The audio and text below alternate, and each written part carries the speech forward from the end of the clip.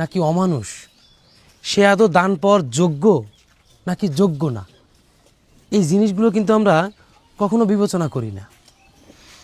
তো আমি ওদেরকে বলছিলাম যে আমি এমন একটা পথ অবলম্বন করব যেখানে গিয়ে আমার স্পষ্টভাবে আমার চোখে ধরা পড়বে যে সাহায্যটা কার প্রয়োজন আর কার প্রয়োজন না। দেখছো রিপন, প্রতিবন্ধী, উনি হাঁটতে পারে না, অথচ উনি নাকি নিয়ত করে আসছে, আশা করে আসছে যে আমি 5-10 হাজার টাকা দেব, 1 মাসের বাজার করে দেব, আরামায়েশে সে পার করবে। চিন্তা করা যায় তার ভিতরে কি ন্যূনতম বিশ্বাসটা আছে?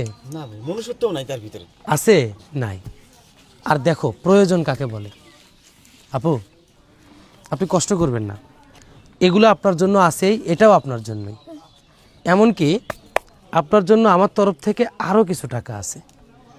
আর সর্বশেষ আপনি এটাও রাখেন, এই টাকাটাও রাখেন। কি বলছেন? হ্যাঁ, এইটা আমাকে এইটাও আপনার, এগুলো সবই আপনার। এই শোনো, তোমরা ওনার ঠিকানা নিবা। জি ভাই। ঠিকানা নেওয়ার পরে জি। ওনার বাসায় যাবা, ওনার আগামী 6 মাস পর্যন্ত যেন উনি চলতে পারে সেটার ব্যবস্থা তোমরা করে দিয়ে আসবে। অবশ্যই স্যার। ঠিক আছে?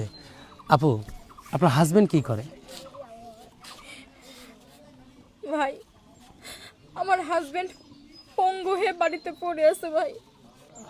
আজকে 6 মাস হলো সে প্যারালাইজড হয়ে বাসায় পড়ে আছে। আমার সংসারটা যে কিভাবে চলে আমি বুঝি সেটা। আমার একটা বাচ্চা আছে ভাই, আমি যতক্ষণই বাসায় একটু খাবার নিয়ে যাই বাচ্চারা ততক্ষণে খাইতে পারে। ভাই, আপনি যে আমার কত বড় উপকার করলেন, আল্লাহ আপনাকে মঙ্গল করুক ভাই। শোনেন আপু, আল্লাহ আমাদেরকে পৃথিবীতে পাঠাইছে